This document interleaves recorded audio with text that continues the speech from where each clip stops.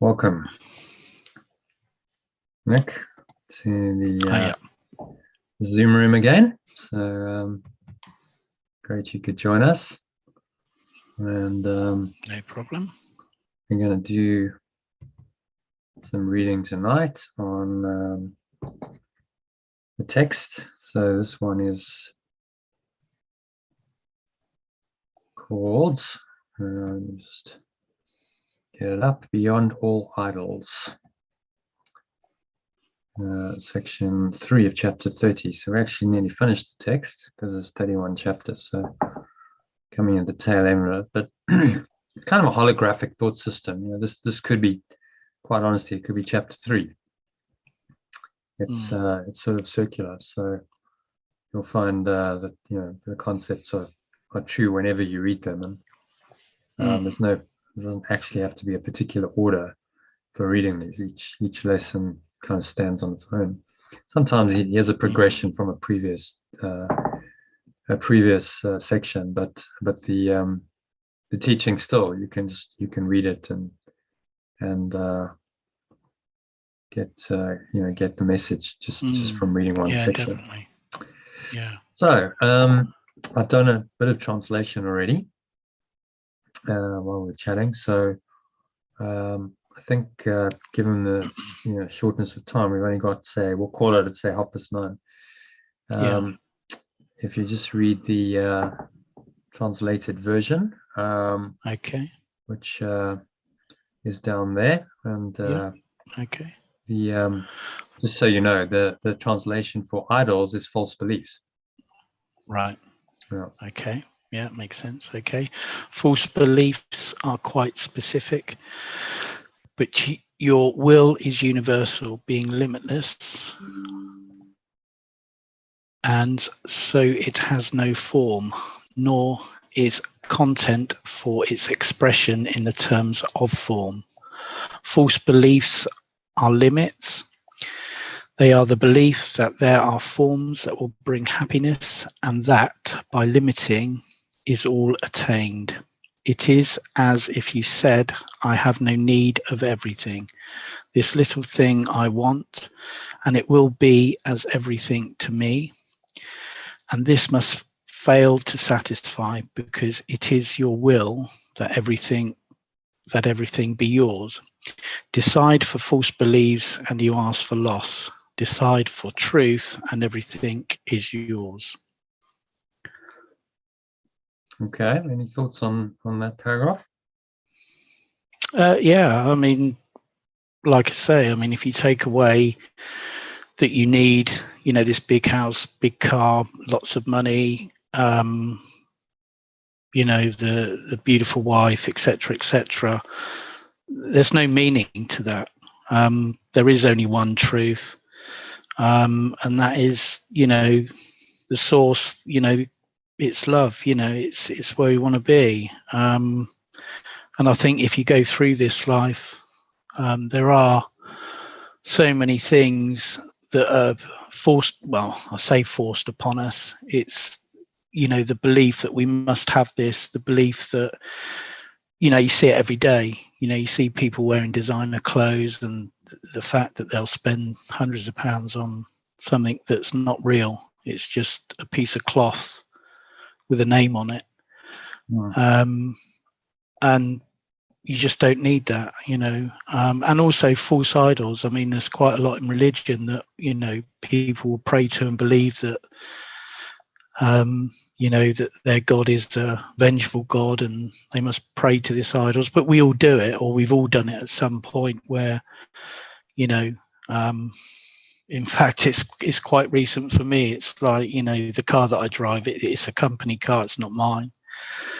But, people just laugh at it. Not that it's a bad car in any way, shape or form, but because it doesn't have the brand name, BMW or something like that.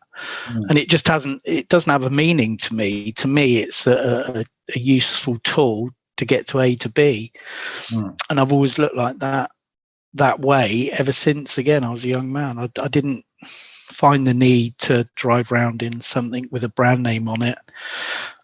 It was just a tool, a necessary tool, and it still is to get to A to B. And like I say, everyone, almost most people believe that if they don't have, the latest gadgets, there's no happiness in that. I've never found anyone that really, when you look at, I know certain people that you would say have got everything. They've got the big house, the beautiful wife, the 2.4 children, swimming pool, and they're the most miserable people on this planet. Or, and to some people you think, why are you that miserable? It's not what, I suppose they're not really finding the true, or they know that the actual truth isn't what they're wearing, what they're driving, what they're living in. It's not the real, it's not reality, it's a false reality.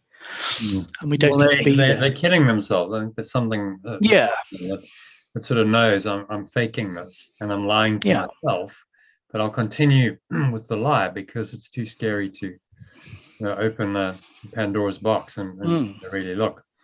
So he's saying, I have no need of everything. It's as if you said, when you value something in the world, I have no need of everything being the truth. This little thing, whatever specific thing you focus on, whether it's the car, the house, the trophy wife, whatever the idol is, this will be as everything to me. So I now make this a substitute for the truth. And that's what every idol does. It substitutes for the truth. And how can this ever satisfy, he's saying? Because your will is that everything be yours.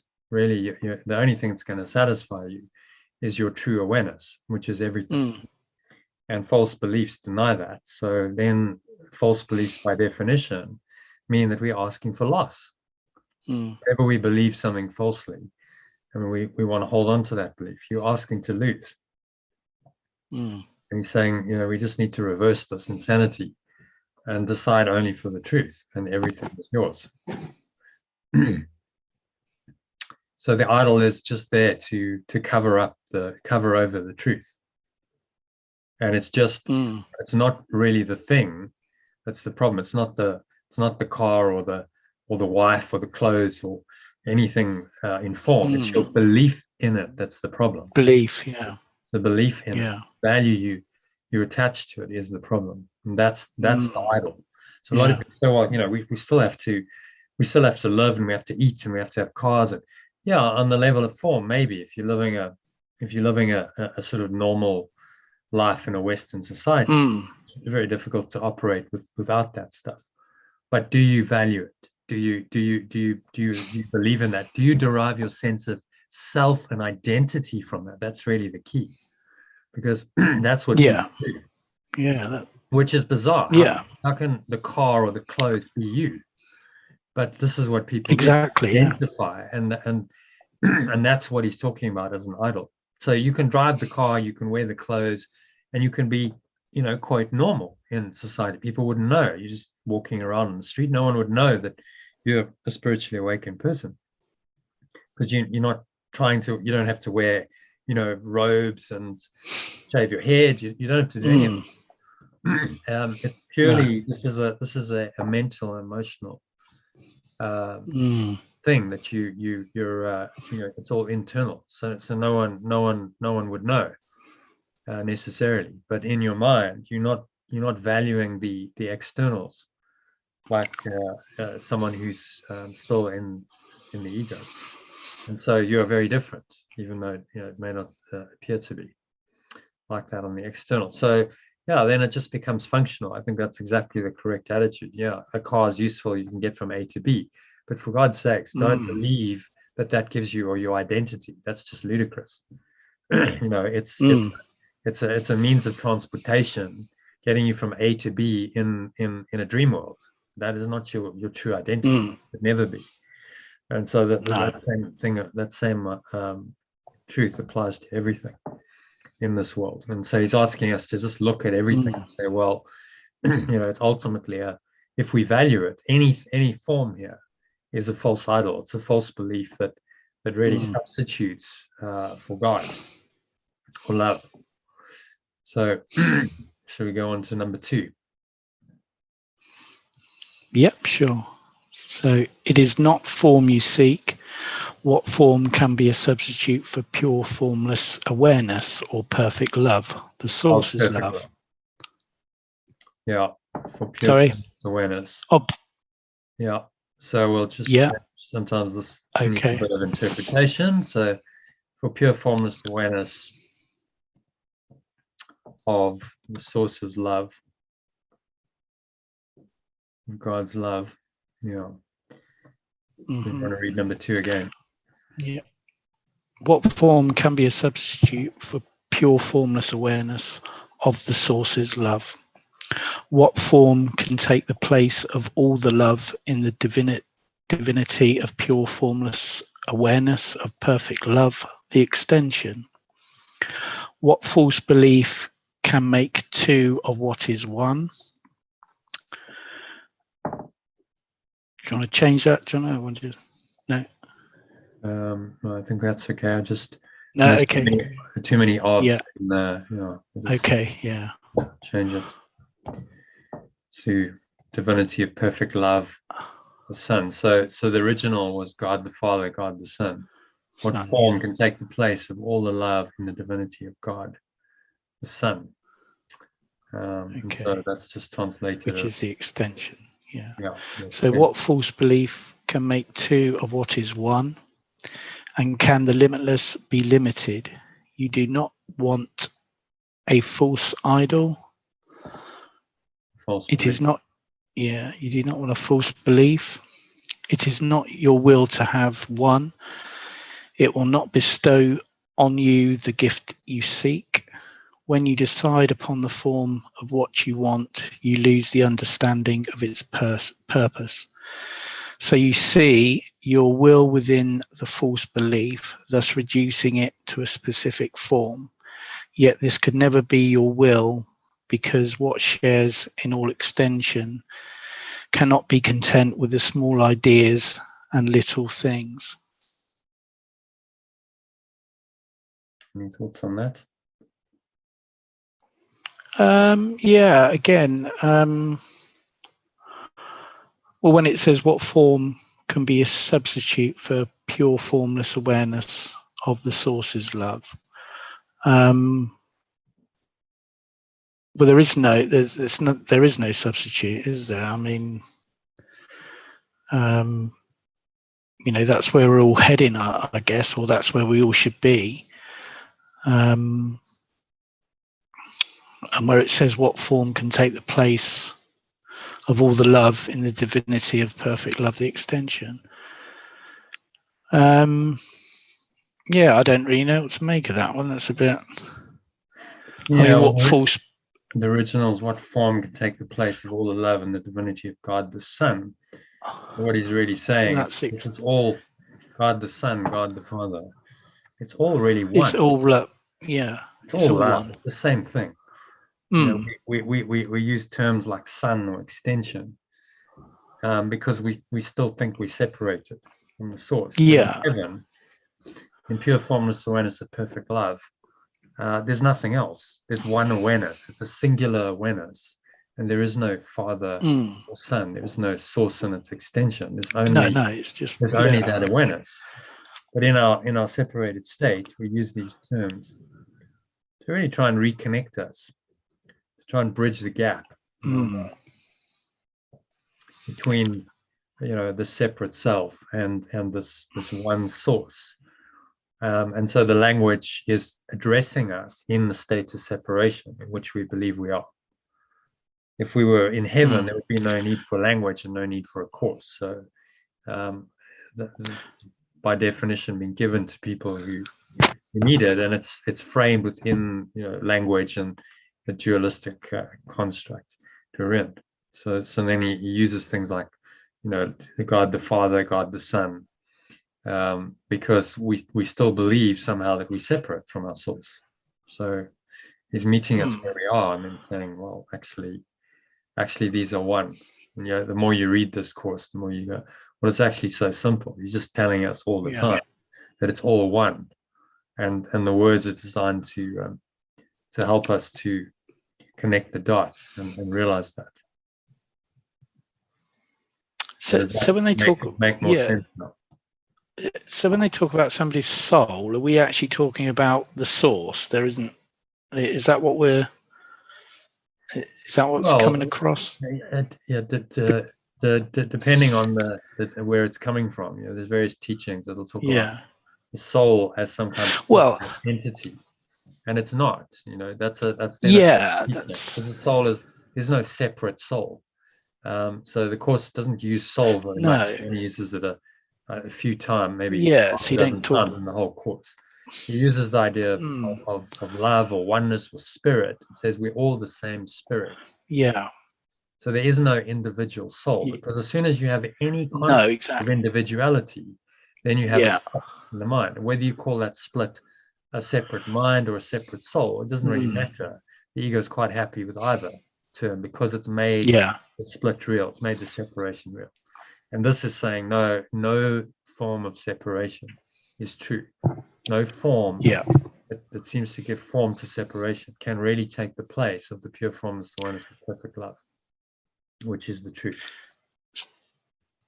So when you hear people say my soul, my soul, my soul, etc., etc., separation. Yeah, so it's all separation. That's what I'm trying to sort of get to. So when you're talking about just the source is love, if you're going to put that in terms of a soul, which it isn't, it would just be a complete entity or a complete thing. If you wanted to label it a soul, what I'm trying to say is, if you had a group of 100 people and they say, oh, my soul, I've got a soul, I've got a soul, what you're actually saying is, no, you don't have a soul. It's just one love. Yeah. One loving awareness. So the language is quite important, because as soon as you say my soul, you've got separation embedded in there. That's the concept of separation expressed. Whereas if you use the awareness, the term awareness, I have an awareness. I have awareness, or pure formless awareness of perfect love, or something along those lines. It points you to the truth. Awareness. You have that same awareness. I have that awareness. So we are one. So there's no separate soul or mind. There's just one awareness. No. Truth. And we're the same awareness. Yeah. It's the same awareness, seemingly split, and now talking to itself. It's quite mind-blowing when you think about it. We're actually the same. Form, but it's the same awareness talking to itself and rediscovering itself as one awareness through this process right now in real time. And that doesn't make you just pause and go, wow, that's pretty amazing. Like right now in real time. And this is what's actually always happening. It's because everything's actually happening for you. So even when the separation is showing itself strongly, you have this opportunity to choose this awareness in that situation. So it's always available. It's always happening for you, because you can always choose this higher awareness. And then you're free. Yeah. And so he's talking about, what false belief can make two of what is one. And carry on. Can the limitless be limited?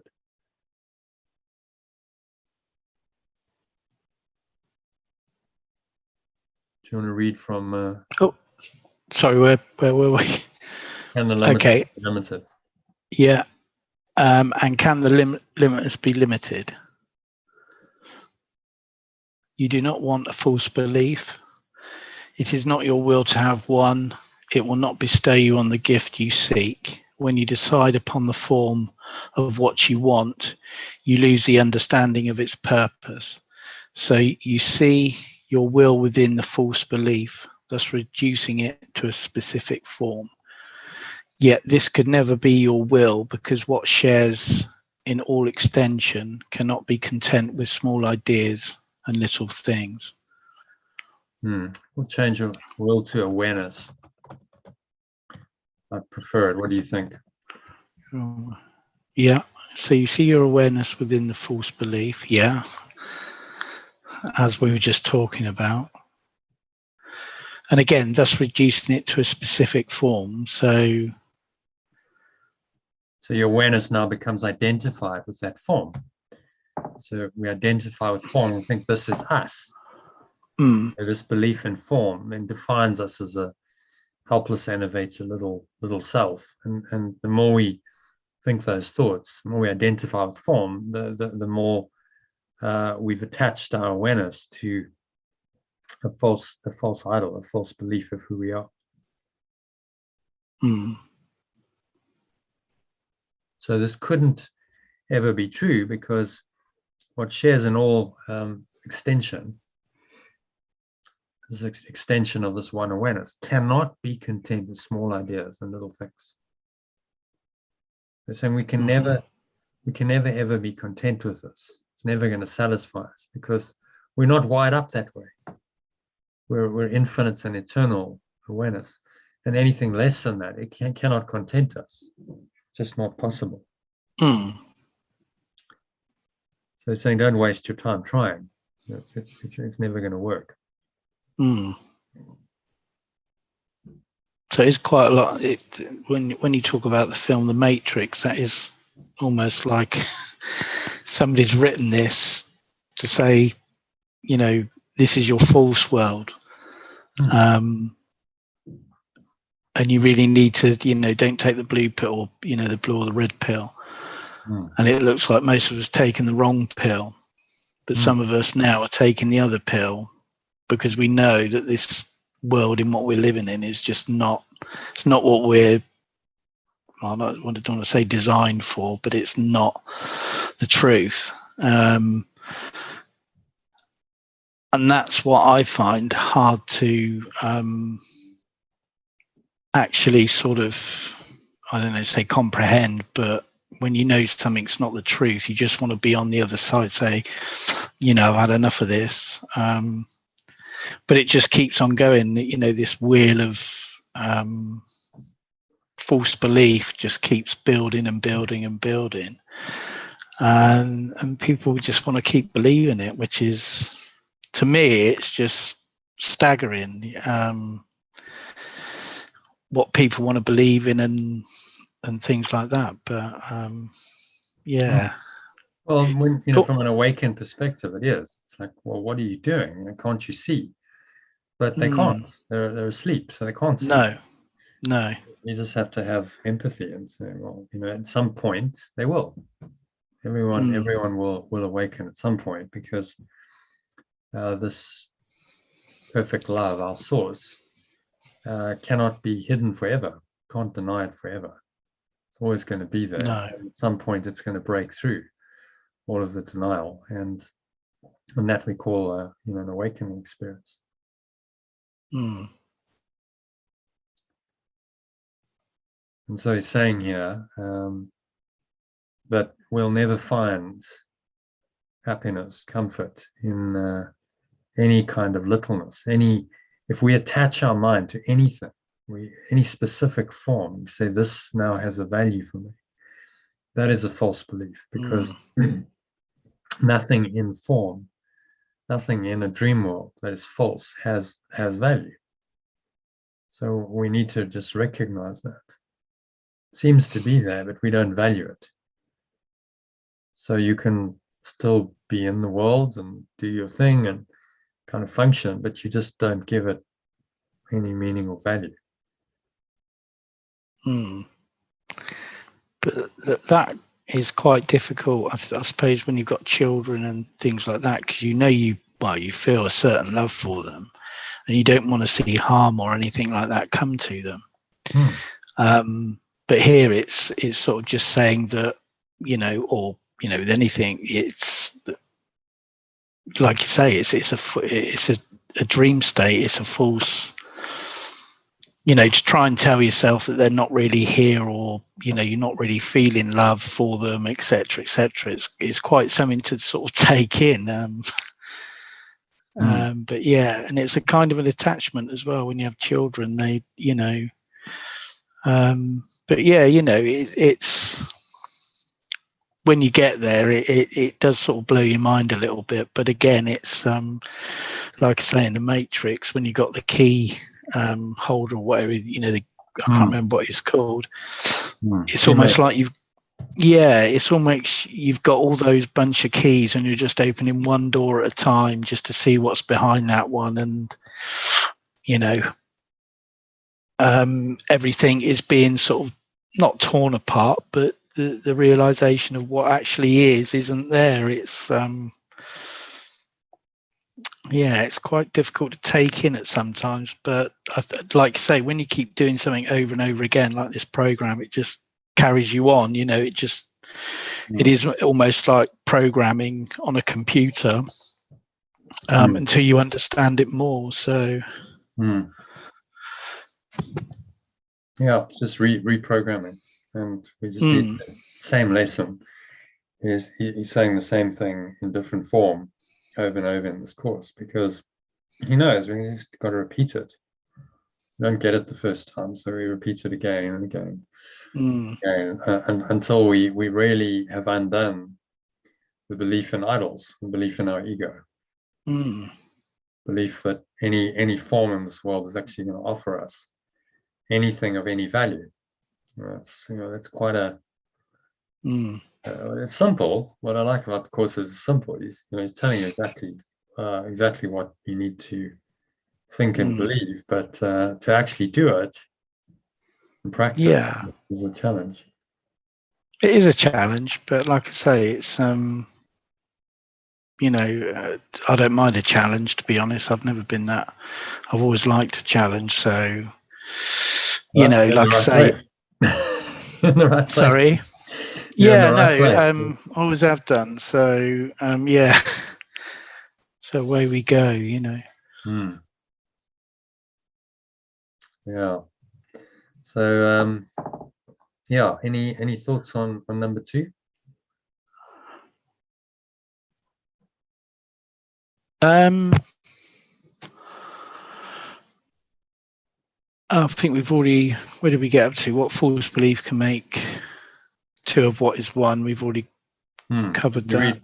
Did you read this? I think you did. Yeah, we did too. Yeah. So just saying that this will never content you. You know what? No false belief will ever content you. No. And I think sometimes when you know the truth or you're aware of the truth, you know that. And that's where it becomes difficult. Like I say, when you see people who are attaching themselves to everything and you're just thinking, you know, what for? What, you know, is it really,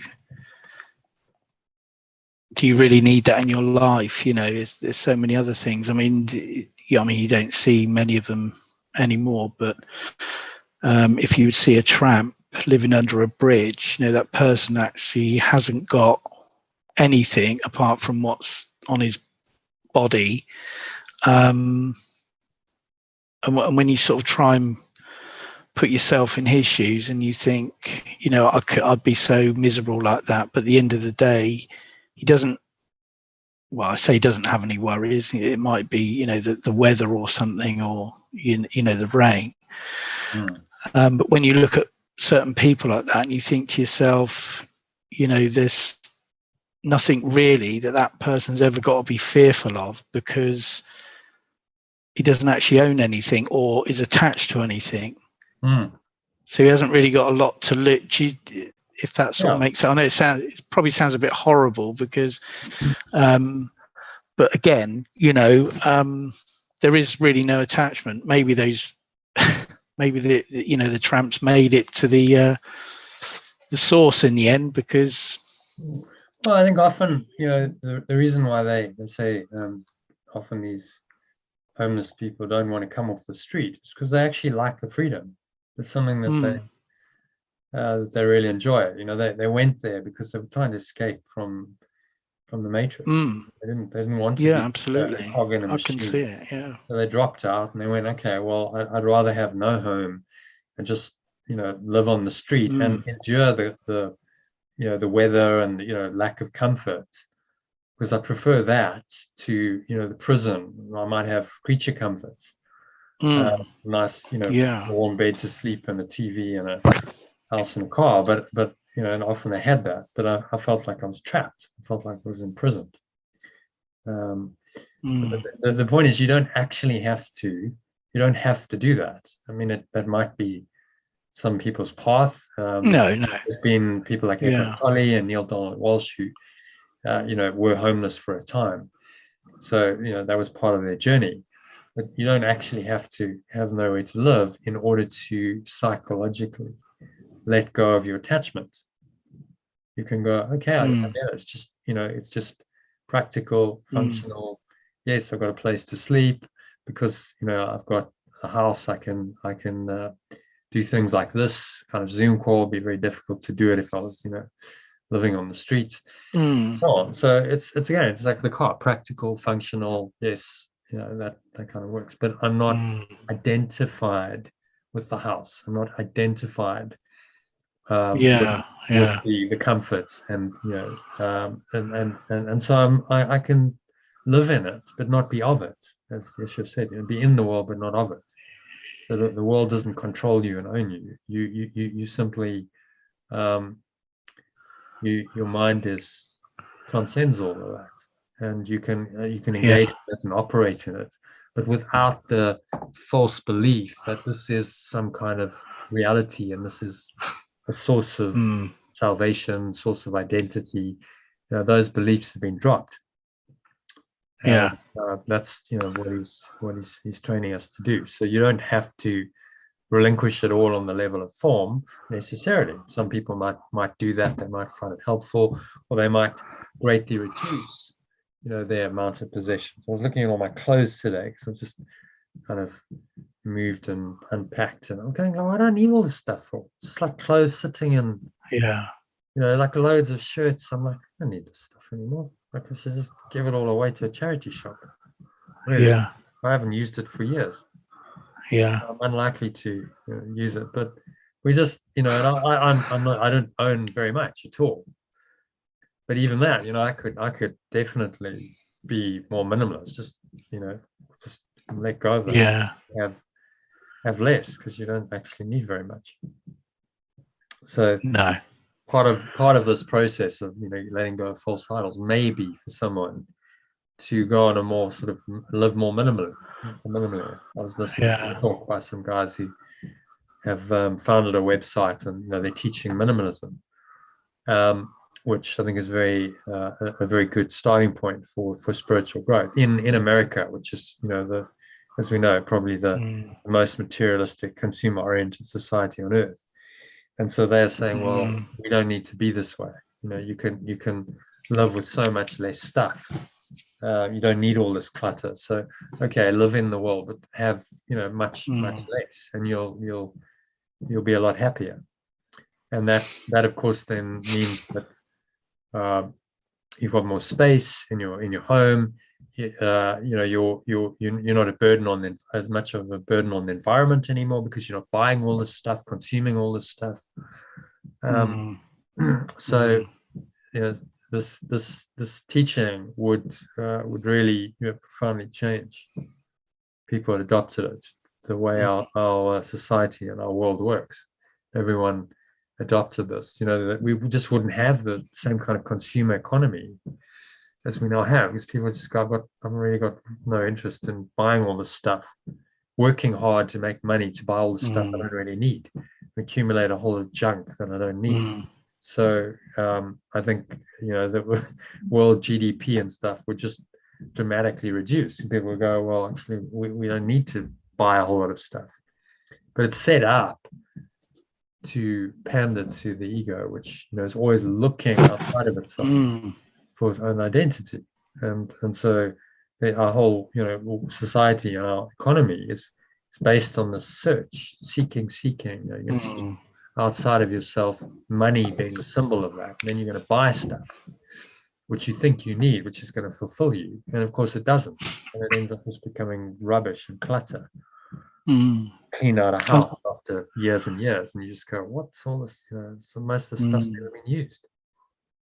I mean, you could take COVID. I mean, when that first the propaganda of COVID came around, and you saw people panic buying, and then you would see their bins full up of all the food that they bought which they didn't need. but it was a fear that was put into them, and the fear is still going on to this day with the increase in energy prices, and they're just scaring people more and more. The food prices, I mean, they're probably the most things that people fear the most, is not having any food and not being able to put the heating on, and and all the other stuff. So it's a very clever mind game that they're playing. But when, I try sort of saying, if you look back 100 years where there wasn't any heating, you just had an extra blanket on your bed, so you don't really need the heating, and as for food, again, people didn't eat that often, not even 100 years ago. I mean, even in the 70s, I remember growing up, and we didn't really eat that much, but consumerism and the greed of it has just taken over society, and people are in fear of starving, but they're not really going to starve. They've just got to reduce, like you just said. Do you need all those tins in the cupboard? And you'll be surprised what you can do as a human. Well, the perception of a human being, you'll be surprised what your will can do when you don't have these, everything. It's a very throwaway society, and it has been for many, many years. And it's a shame to see people like that. But unfortunately, that's where they are. And like I can allude with yourself with throwing things away. The clothes that I have in my wardrobe, the clothes that I've had for years and years and years, they don't have holes or anything like that. I don't, but I've never been one for buying clothes for the sake of it, or, to look good, to go out, etc., etc. But when I look back and I look at, my partner, she's probably got clothes in there that are 15 years old, and it's just like, get rid of them. And there's some sort of attachment there, and it's just craziness. It's just like, just get rid. And same as living in a house. I'm quite a basic person. I don't need my bedroom to look like this show home. All I need is, a bed in there, mattress, and somewhere to hang the clothes. And because if the reality of it is, you just sleep there for 7-8 hours, you get up, you go to work, and you don't really go up there, unless you live in your bedroom, of course. But what is the need for it? It's just craziness. The way people decorate things to look so glamorous, and yet you spend most of your time asleep, so you don't actually appreciate it to a degree. It's just a show home for showing off to other people, which is, it's just so crazy. But I've always been that sort of kind of person. Never really, like I say, a car's A to B. A coat keeps the rain off. It doesn't have to be branded. Doesn't have to be named. Not saying that I've never owned a coat with the brand name, because I have, fallen in that trap. But when you look back and you just think, why did I spend 200 quid on a coat, where a £30 coat did exactly the same thing, or even better? It's just because it had a name on it. Didn't make you feel any better. You didn't. Yeah, it's a very when you get out of that loop and that cycle, and you start looking at things, I could give a perfect example of somebody I know who's got every brand name going in their kitchen, and I would say, but it's a fridge, but you've paid £300 more because it's got 4 letters on the outside of this fridge. And to me, it's just a craziness. It's, your toaster's a toaster and your kettle's a kettle. But if you put a branded name on it, all of a sudden it has the same function.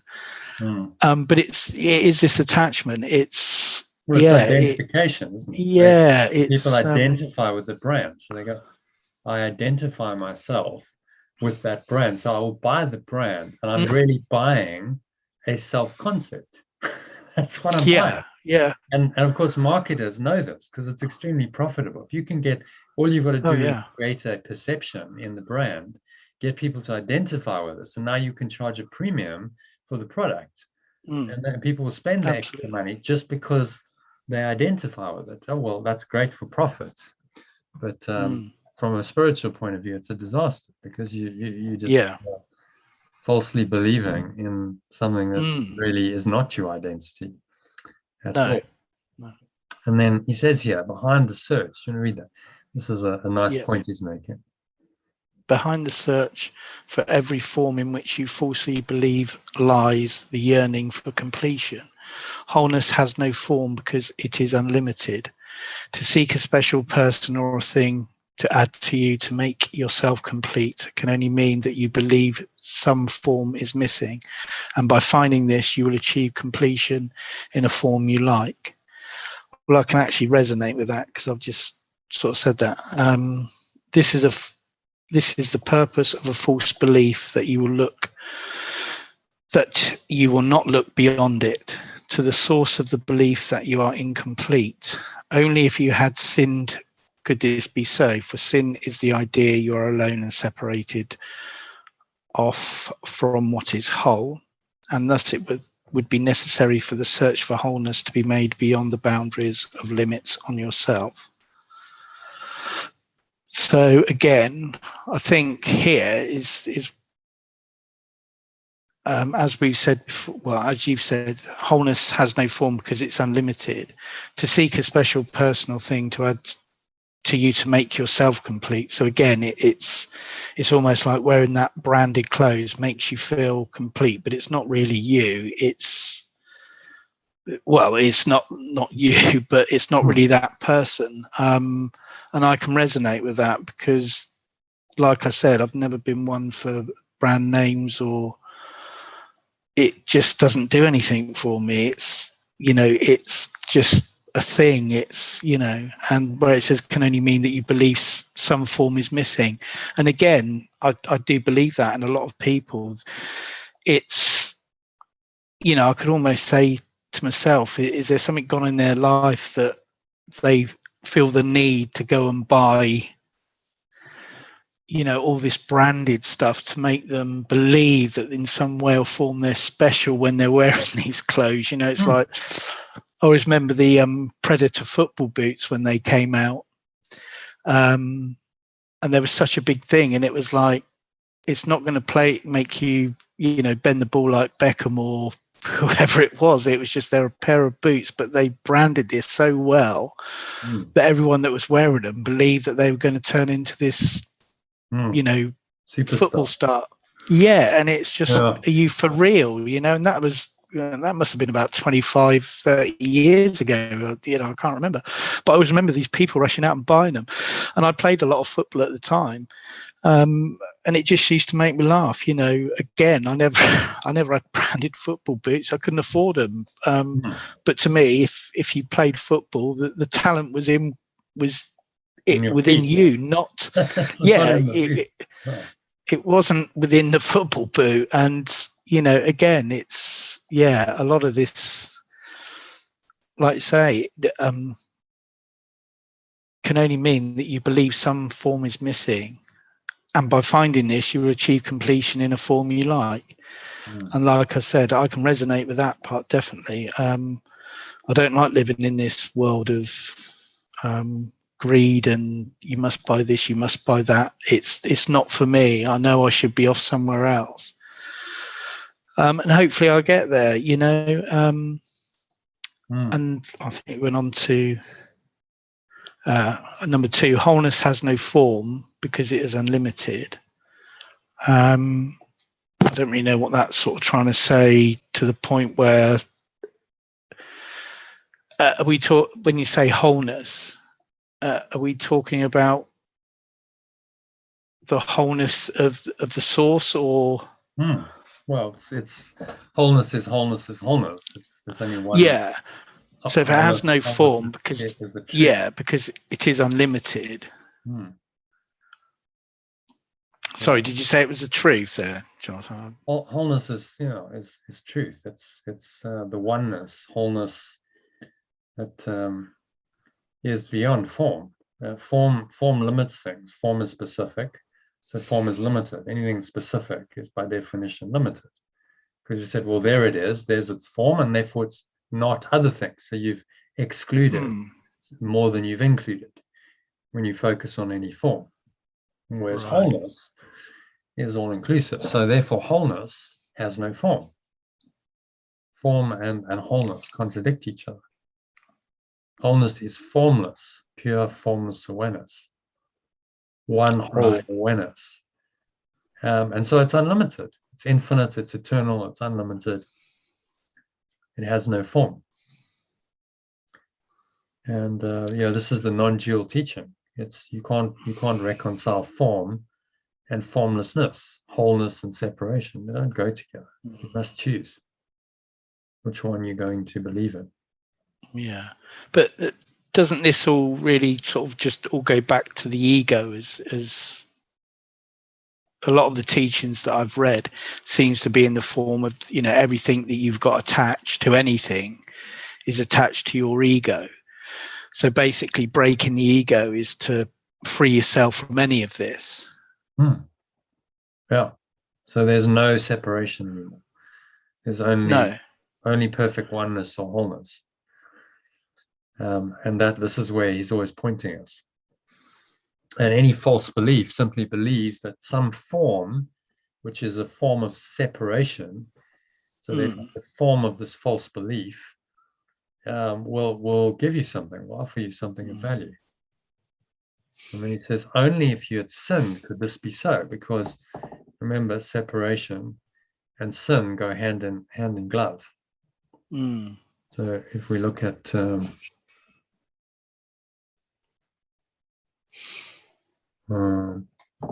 no, it's gone. Let's just find it again.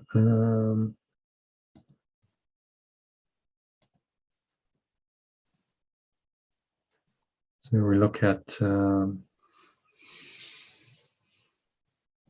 course manual, and so you have a look there. Yeah. So only if form is real, then separation must be real. You see, because separation led to form, and form therefore confirms the idea of separation. This is a separate thing, and it's really there, and all these different forms are separate, and they have their own kind of identity. And Yeshua's saying to us that confirms the idea of guilt and sin. You believe in any form, you must also believe then you're ultimately guilty of destroying God or love or oneness or pure formless awareness, because you've obscured it. You've actually obscured all this in your awareness, and you believe you've actually destroyed it, which is insane. But that's the belief. So this is why he says that only if you had sinned could this be so. You will not look beyond it to the source of the belief that you're incomplete. Yeah. Only if you had sinned could this be so. So you really can't ever find any kind of happiness, satisfaction in this false belief. You only find falsity and sin and guilt and fear and attack and everything that goes with this thought system. And that false idol, one false belief brings all of this now into your mind. Now you have to believe in the ego's entire thought system. The only way out is to let go of all beliefs in all of this, which is what he's asking us to do, this course and this forgiveness process. Well, so it would be necessary for the search for wholeness to be made beyond the boundaries of limits on yourself. Sin is the idea you're alone, separate off from what is whole. To search for made beyond the boundaries of limits on yourself. So he's saying you've got to go outside of yourself, basically, in order to find some kind of salvation. That's the ego's program. Search outside of you, never look within to find the answer. I don't know how would that sort of actually work if you sort of saying don't look within yourself, look at outside. Yeah, the ego's telling you that to look outside. Right. He's Oh, saying the thus, ego's telling you to look outside. thus it would be Right. necessary Okay. for the search for wholeness. But sin is the idea you're alone and separate off from what is whole. Thus it would be necessary for the search for wholeness to be made beyond the boundaries of limits on yourself. So he's saying that if this belief in sin is true, then it means that you've got to look outside of yourself always for the answer, because of the way the ego set up the problem. Right. So it doesn't believe that it is even a mind. It believes in the external. Scientific materialism says that and that only that is real. Only the world we can see, feel, touch, and taste and perceive with our senses is real. So then, with that belief, you must look outside, because you've excluded this inner domain. You said this is real. Only the world of form, observed behaviors, performance outcomes, and form that lies in the exterior world. Only that's real. If you have that belief, you don't even believe you have a mind. And this is the craziness of the ego. Because if you don't have a mind, how can you ever go within and look at what you're thinking and change your mind if you don't even believe you have a mind?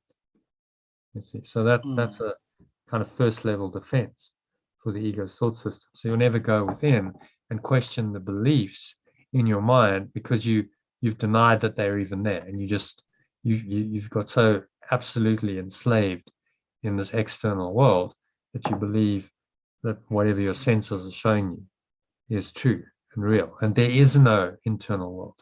That's the extreme of scientific materialism, which is bizarre and absurd, because it's obvious you have a mind. Because what's perceiving?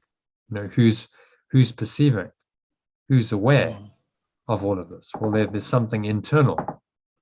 So to deny it is ludicrous, but that's the ego's thought system. It's done that. So if you ever have the sense that, like, I said earlier, that something's not right straight away, I can do it quite a lot of times. If people are lying to me or something like that, I can tell straight away it's something that's in there that is almost telling me that, don't believe this, don't believe this. So where is actually that coming from then? Is that the source telling you that, or is that your own inner, I don't know. Well, it's the same thing. Source, right. That source is your own true awareness. It's not nothing. Right. Okay. The source right. I get is you. your true self. Yeah. It's your true awareness. It's right. the most innermost Okay. self that you are. That Yeah. awareness now comes through, and it tells you, don't believe in the in this illusion, because it knows Right. that only your pure formless awareness is real, and it reminds you. Okay.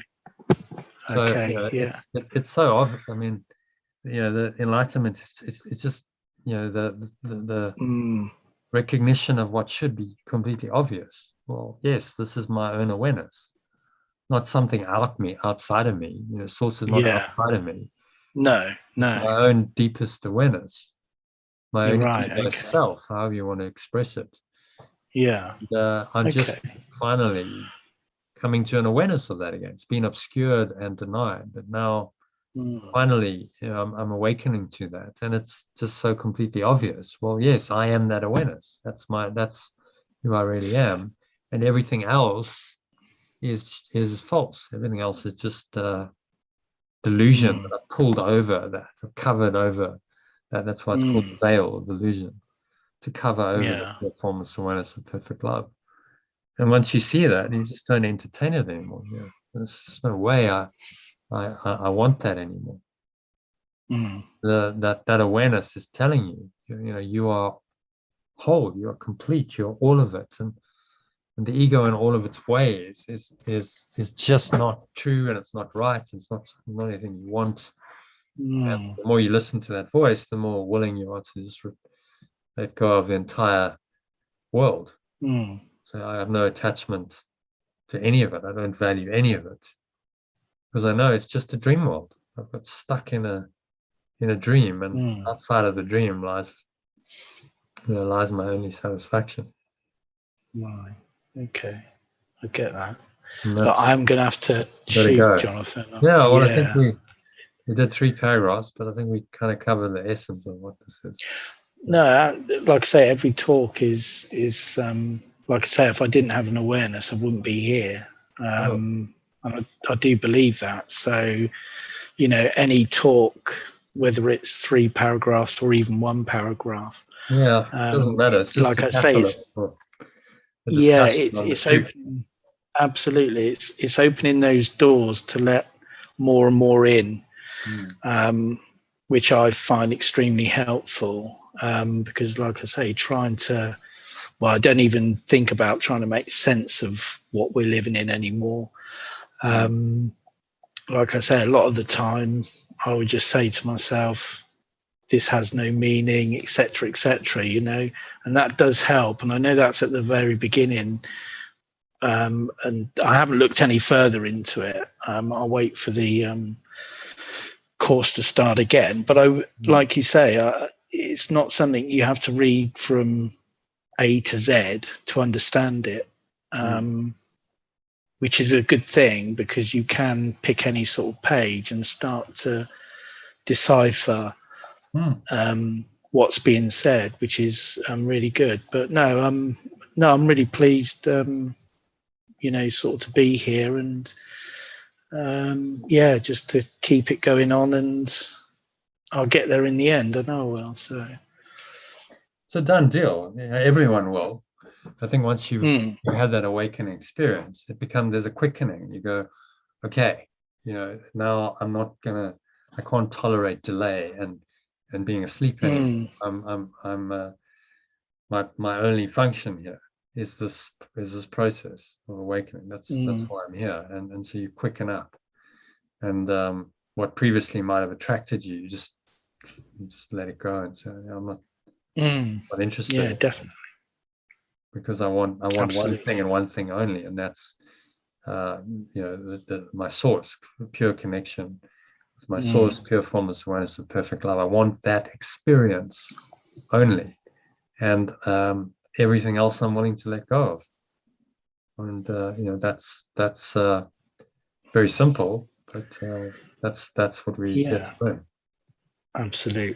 Absolutely, Jonathan. Well, I'm going to have to go, and I'll say good night to you, Jonathan. But it's been a really good experience, and I will see you next week sometime. You take care of yourself, Jonathan. Bye bye. Okay. Namaste. Namaste.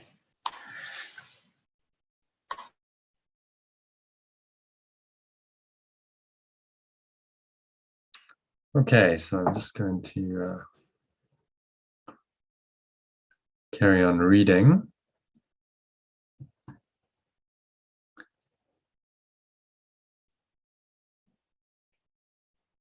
See Nick's still with us. Have you left, Nick?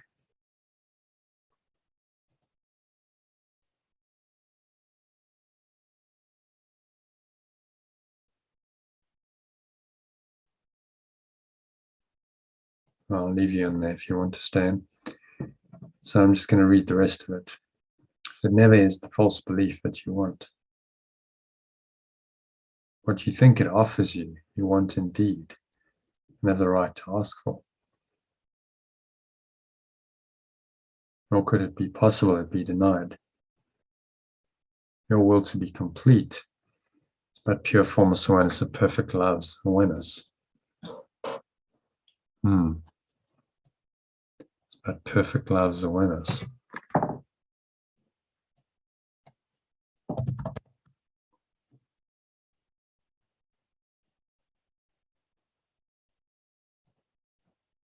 Only perfect love's awareness, and this is given you by being its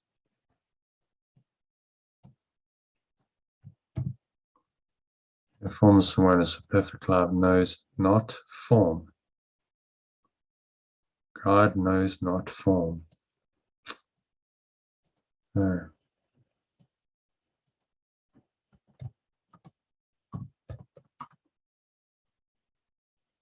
And by definition, it doesn't know form because it's pure. formless awareness. So if a new form, it could not be pure formless awareness, aware only of what is formless. Does not know form.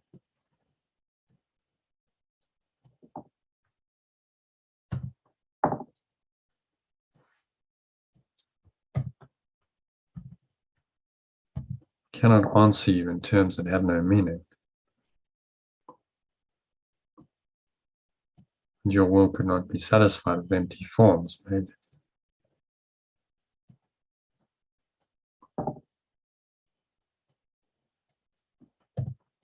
made only to fill a gap that is not there. Not this you want. Attention gives no separate person and no separate thing the power to complete.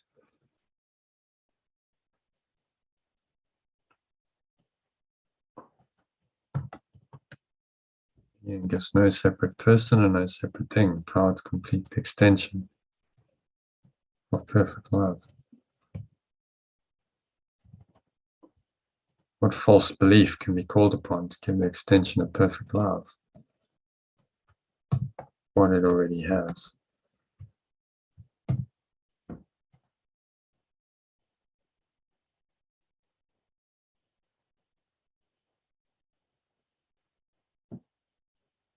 So no false belief can give you what you already have.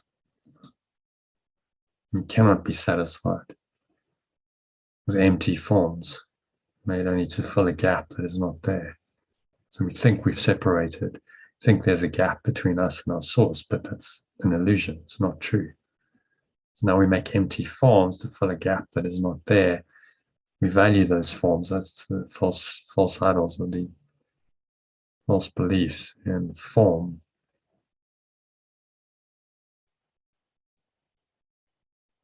None of it's true. That's what he's saying. So completion is the function of perfect love's extension, which is us. There's no need to seek for it at all.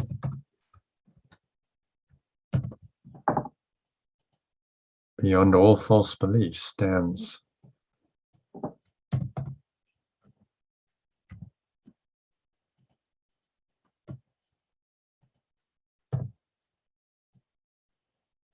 only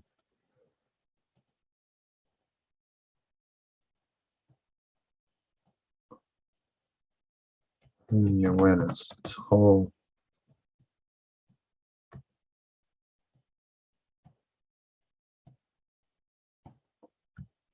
awareness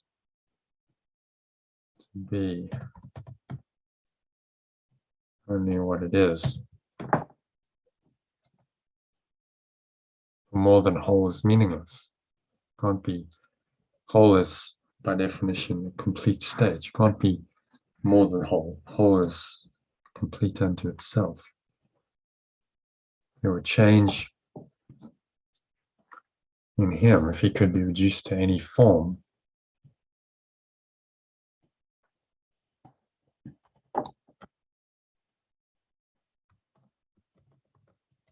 Change in the extension.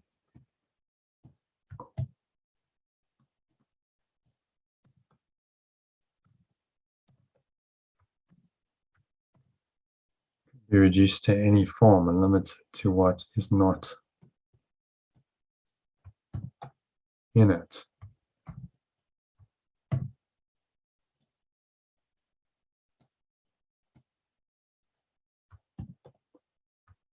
It would not be as pure form as perfect love.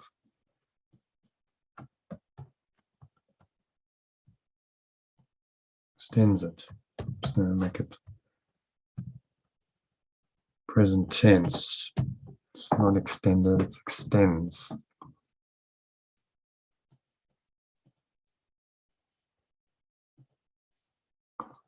What false belief can it need?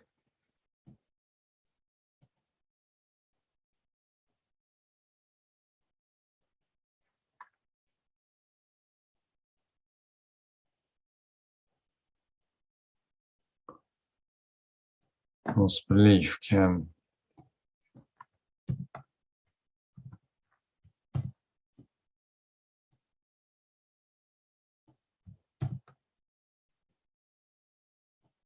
false belief can need to be itself? Or can it give a part of itself away?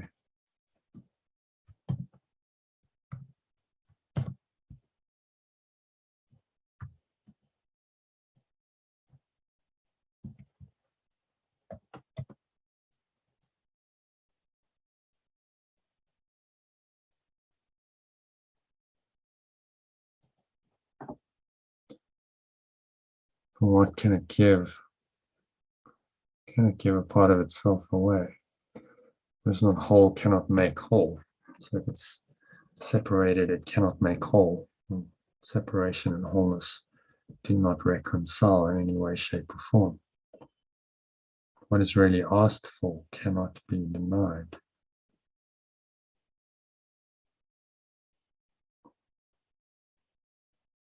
Your will is granted, not in the form that would content you not.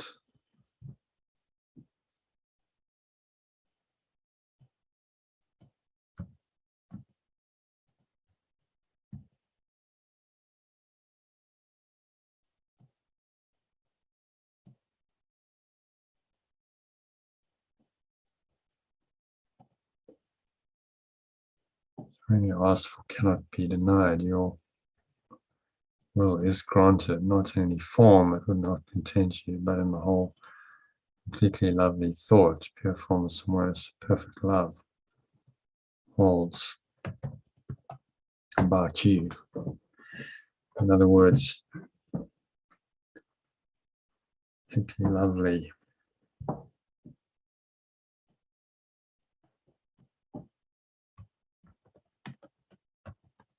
awareness instead of thought.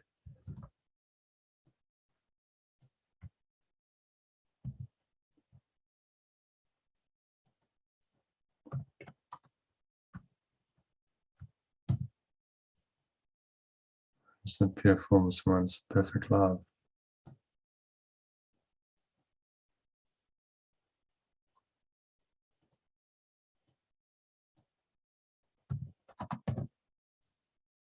As of you. So its awareness is your awareness.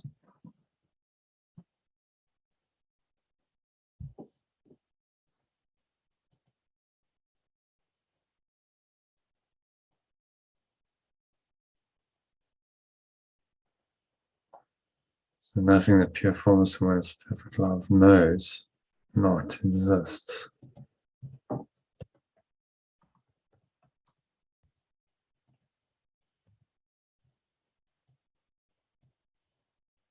Not know exists. What it knows exists forever, changes.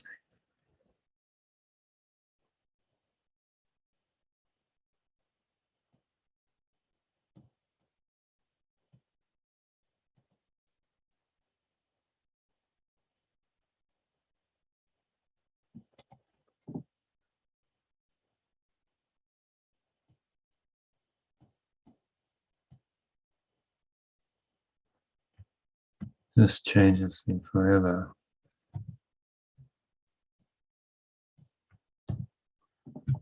Thoughts endure as long as does the mind thought of them.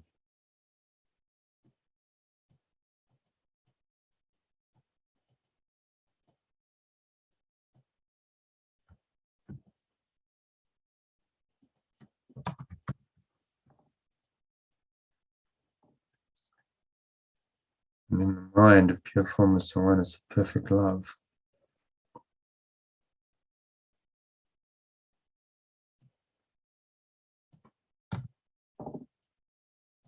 is no ending, nor a time in which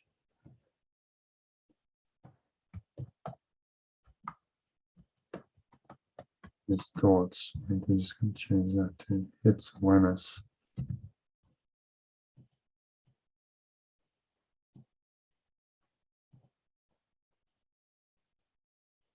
Pure formless awareness, perfect love. There is no ending or a time in which its awareness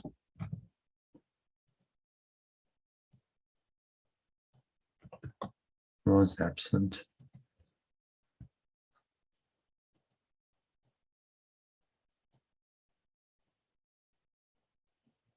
Or could suffer change. Change is by definition suffering. Change is change from pure formless awareness of perfect love into a state of separation, which is suffering.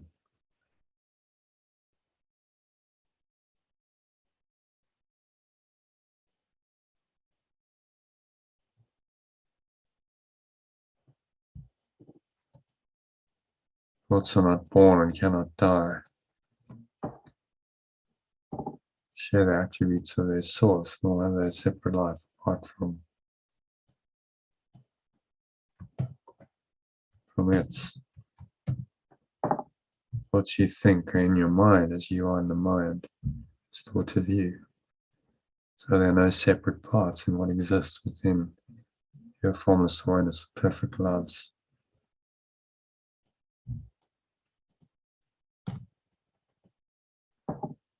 It's forever one, eternally united and at peace. I think on that note, I'm falling asleep, so I'm going to call it there. So thanks for listening. Thanks for joining, Nick, and anyone who's listened to the recording, I hope that was helpful. And I hope to see you again in the Zoom room soon. Join us tomorrow at the normal time, 12:30 UK time, 1:30 South African time. Hope to see you then. Namaste.